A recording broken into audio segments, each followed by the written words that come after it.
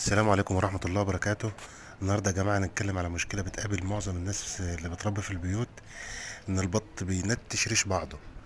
ده يا جماعة نقص كالسيوم، دي بالناتج عن قلة العلف. لازم نهتم إن البط ياكل علف نضيف. ولو استغنينا عن العلف بخلطة بنعملها عند الراجل بتاع العلف، لازم يكون فيها فول صويا، لأن البط ما يقدرش يستغنى عن البروتين. لازم يكون فيها فول صويا، أو نستمر على العلف وده أفضل، ويكون نوع علف كويس.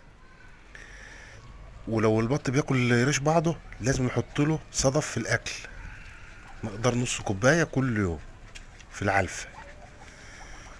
ولو ما جابش نتيجه بعد 4 ايام، يبقى كده هنضطر نقص الضفر اللي في بقه من فوق، بس يكون بالليل عشان يقوم الصبح يعرف ياكل ويقدر يعيش حياته الطبيعيه، لانه هيجيب دم.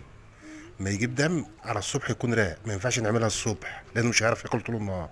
فلازم نعملها بالليل علشان يقدر ياكل الصبح، يكون على الصبح خف وياكل الصبح. وربنا يبارك لكل واحد في اللي عنده.